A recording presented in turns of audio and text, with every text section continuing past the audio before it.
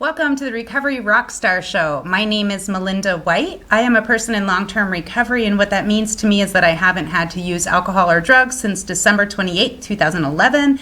I remain so grateful for the people who went before me and were willing to take the time to show me the way so I could not only recover from addiction, but find a lifestyle of love and be able to be what some term as a force for good as much as possible.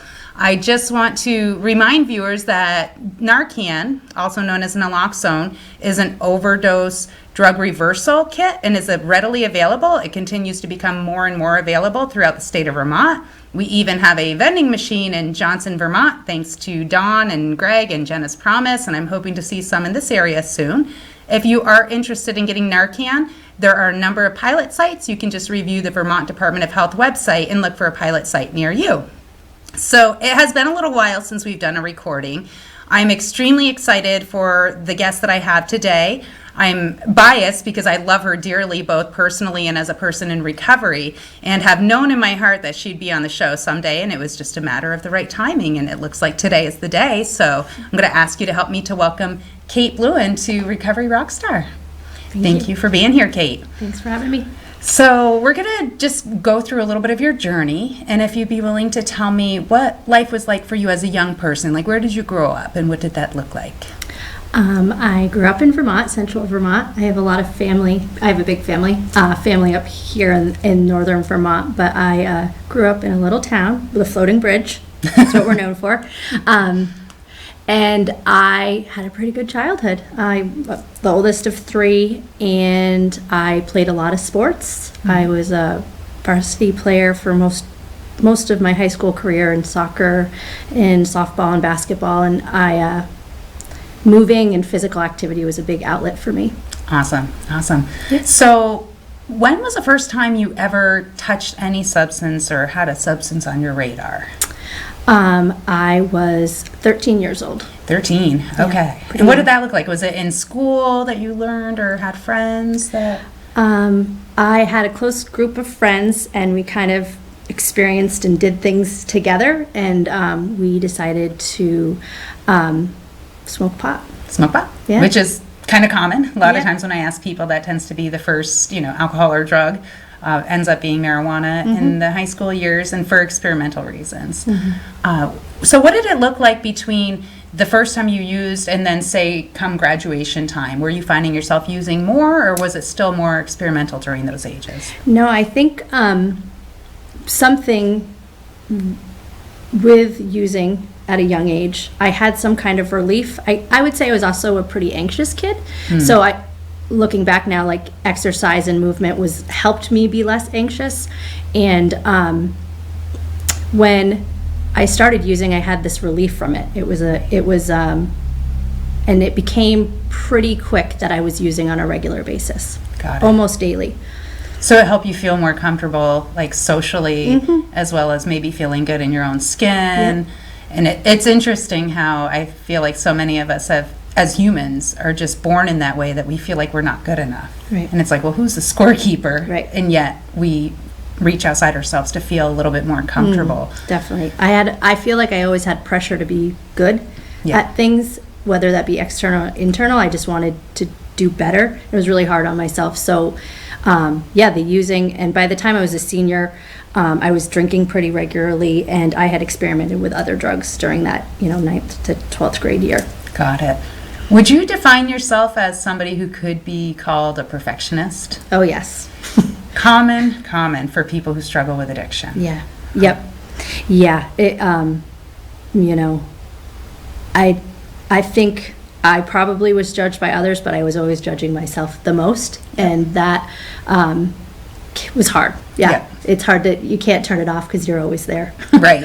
And I think it's interesting. I'll wait till we get to that part of your story, but more than likely it comes full circle that when we finally start a journey to recovery, our expectations are so high instead of those small achievable goals, which might make some bigger bumps than needed. Right.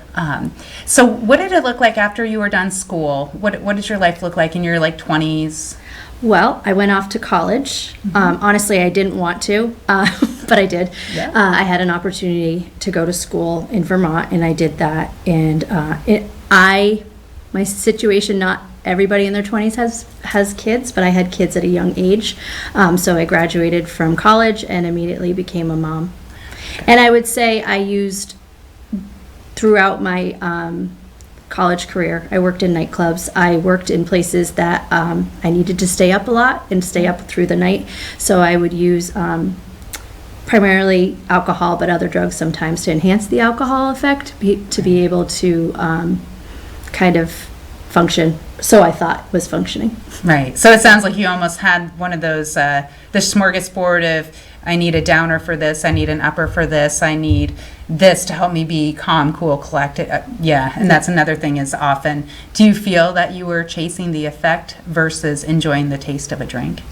At that point, it was more just to manage my emotions and the anxiety and the discomfort that I had emotionally when I didn't have it. Because when you do use substances, you really numb your feelings, and whether life is good or bad or indifferent, you just get used to being numb to things. So any little thing can feel overwhelming, especially when you're not using. So it was really just to kind of manage my emotions and keep me even keel. Got it. And is it safe to say that maybe there was a length of time that you were able to do that without any major negative outcome? Yeah, I mean, I graduated. I got a good job. From the outside, you wouldn't know what was going on inside or what I was dealing with on a day-to-day. Because of that, I think that perfectionist in me, I also was good at hiding. And, you know, I come from a family, and just my background, my experience in life is where you work hard. And if it's hard or something comes along, you work through it yourself and you figure it out. So that was, yeah, but it felt like a dual life sometimes. Got it. So it's kind of like a pull up your bootstraps, don't ask for help because that's a sign of weakness. Yep. Yeah. Yep. And that's a tough one I see with so many people, where it's a sign of weakness to ask for help until we get healthy, and then we realize it's actually a sign of strength. Yeah. So when was the first time you had a memorable negative outcome from overusing? Approximately. Yeah, I mean, if I really thought back, probably sooner than later. I always seemed to skirt around trouble, or if it would find me, I ran with individuals that might be in a position where they had more trouble already, so I would be less of a highlight or focus of an issue. So I'd always kind of skirt around things. But I would say probably in my early 20s was when it really kind of started to catch up with me, and I think it was when like I said, I became a mom pretty young, and the lifestyle that I had lived up until that time didn't really work with being a mom and a professional. So it was really conflicting. And I just had some things that happened that I was, luckily I didn't die, but they were scary enough to make me think this isn't working. Okay, so you were in your 20s when Yep. you started getting it on your radar that while it was helpful for a time, self-medicating wasn't working for you. Yep. Did you have somebody that you reached out to for help, or did you make a phone call to start learning a little bit about how do I change this? Well, so I have worked in the profession. My job, I have taken care of people that have what I now know is the disease that I have. And so I tried to figure it again. Here I go again, right? I tried to figure it out myself. And so I didn't reach out. I would maybe talk. I had a couple times where I was hospitalized, but I would never admit to how much I drank at that time. At this time, I had stopped using other substances, and I thought, well, alcohol's, socially acceptable to the world, so I'm just going to stay with that, and hopefully I won't get in trouble, right? So I ended up in hospitals, and I would never admit to it, and I never was really even asked, actually, either, if, that was a problem.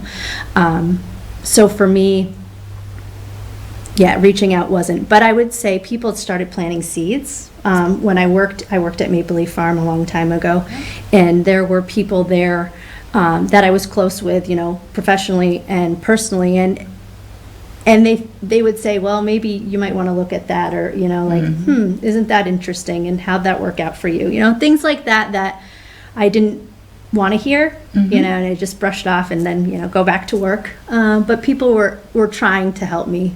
It's interesting. Other people see it before we do, right? Other people see the problem before we're willing to kind of admit it. And then oftentimes people see the solution come to fruition when we make that change. They see it before us. So it sounds like it was a little bit on your radar. I find it interesting too that you said that you were kind of getting some help, had been hospitalized, but didn't actually talk about the alcohol. I had been seeing a counselor, and with one of my DUIs, I got it and then saw that counselor again. And I said, well, I got a DUI, and I'm going to need some, you know, you to sign off. And he goes, okay, well, is alcohol an issue for you? And I was like, well, no, it's one time. You know what I mean? So it's like we never want to talk about the real problem, but we're willing to pay somebody so we can talk about anything but the problem. Right. Part of the dysfunction of how the brain operates when we're struggling with use. Right. So what did it look like when you got to a point that you realized you needed to not just entertain the idea about reaching out, but you finally said, you know what, I'm ready to admit I need help to another person? Well, I would say there were crucial times, because there was a few. I had to go to rehab twice. But there were times where I knew I could not stay safe. Yep. And so I was grateful to a coworker at one point who I reached out to, and she didn't ask any questions. She just got me help. Nice. And super grateful to her. And then later on, when I had tried again after leaving a rehab-like facility, that I could do it myself when I got home, a year later, I was in the same position with the same doctor, and he said, well, have you tried anything different? And then he gave me a lot of suggestions, and I realized I had gone right back into the same cycle. So those 2 points were like, okay, kind of, I had a sense of having enough, but it was like kind of clear that I hadn't done anything different, and this was needing to change. Got it. And there's something about seeing it on paper too, when we've actually gone to a place. And when you went to those 2 different rehabs, were you addressing the fact that you were struggling with substance use by that point? Yeah, it was the first time I had done that, and that was in 2015. And I had actually told the doctor what was going on. Granted, it was a place that dealt with both mental health issues and substance use issues. So I was grateful. Well, I wasn't grateful at the time, but I'm grateful now that I went there. Yeah, I know, it's funny. Like even if you go for the wrong reasons, oftentimes we stay for the right reasons after. So that's a blessing. Yeah. So after you completed the last treatment center, what did you do differently that you hadn't done before? I got myself out of the environment that was continuing to support my use, and I completely detached from anything that I had been a part of before, which was scary at first, and I just submerged myself honestly with everything that the facility that I had been at recommended, and really just found people that, which I had a hard time believing at the time, but that they actually didn't use substances or drink, and I found a lot of people eventually over time that I was able to make relationships with that helped me learn that I could do it too.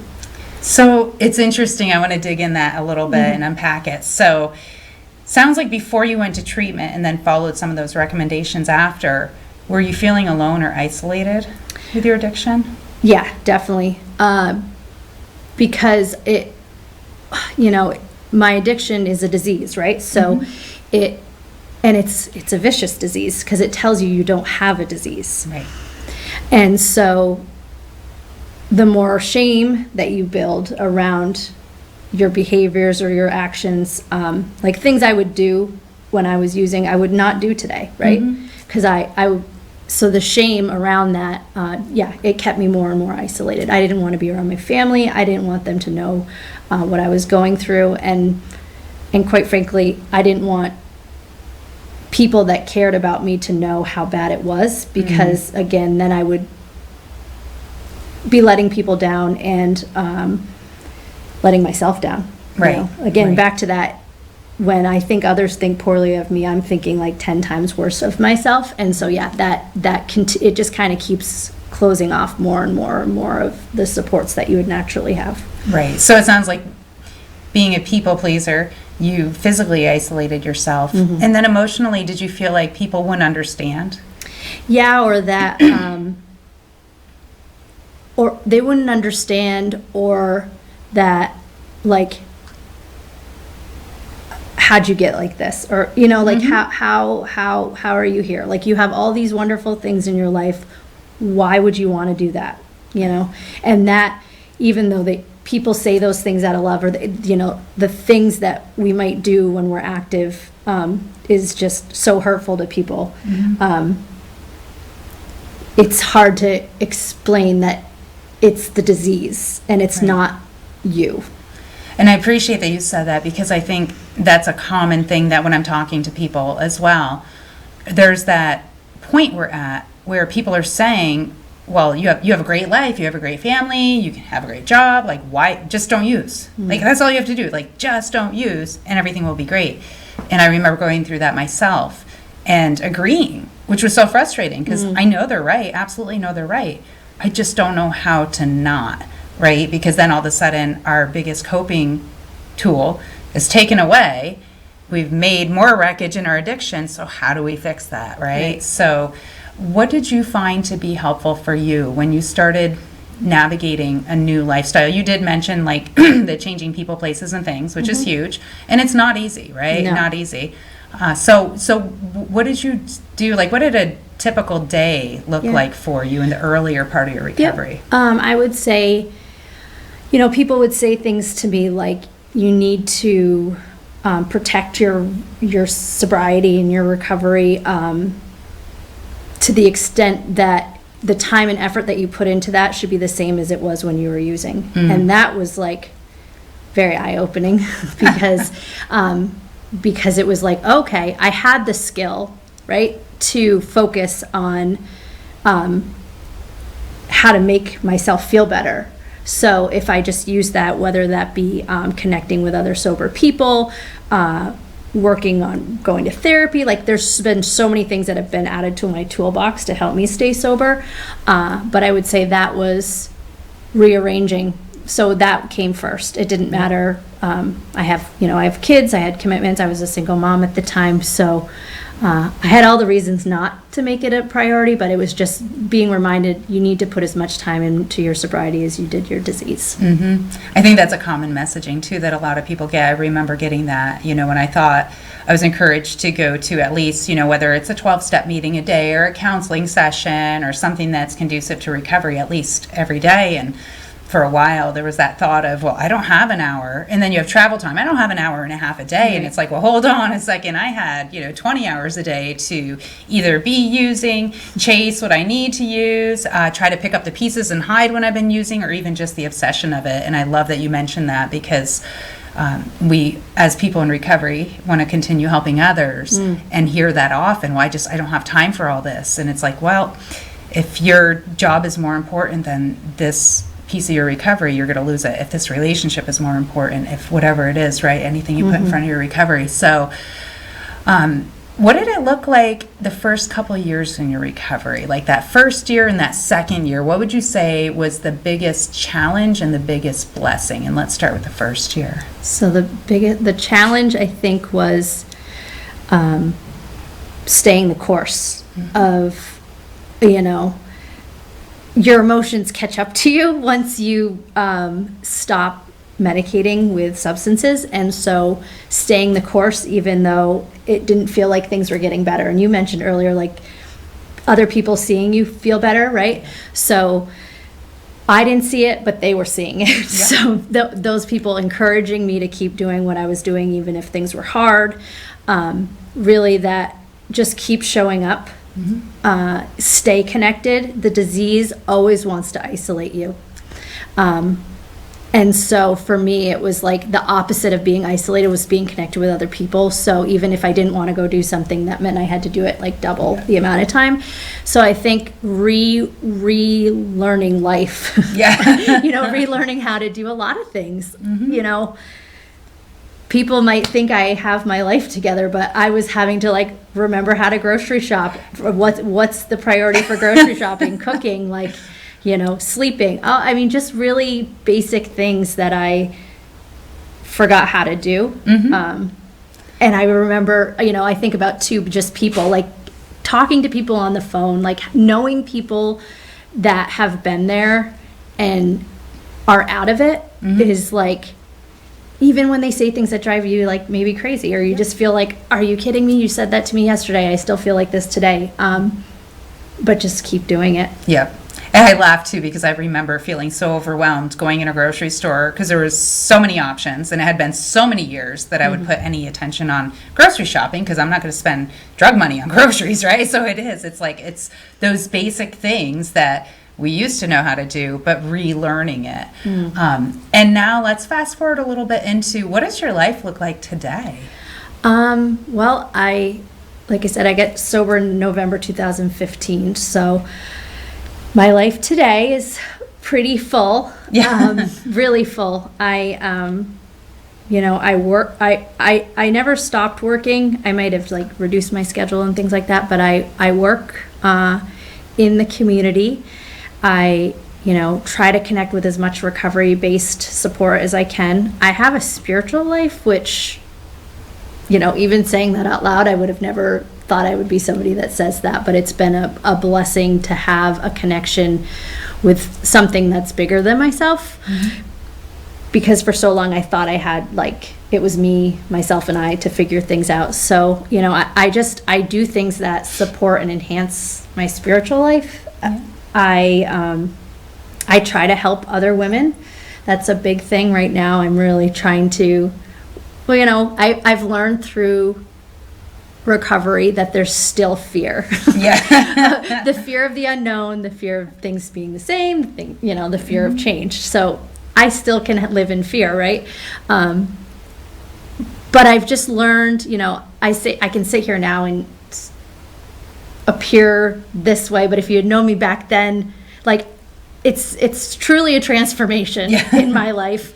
And the fact that I want to help other people, like I work in a helping profession, but that I want to help people in the way that I've been helped, it's a totally different experience and I guess focus in my life that I didn't have before I got sober. Right. So it sounds like you're very others focused, which is not really common for human nature unless we've done some work to realize that when we're struggling, like, what are we told in a program of recovery? If you're having a hard time and struggling, what's the most important thing to do?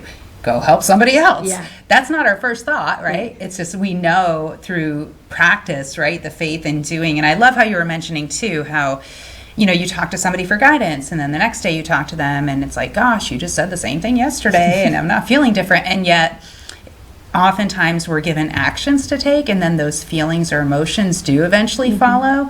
And I think that, for me anyway, has made it more helpful to be repetitive to somebody and say, when they're really frustrated and angry, write a gratitude list. Right. Like, I remember when I was told that, I'm like, are you kidding me? Right. Like, I just want to like kick something or throw something and you want me to write a gratitude?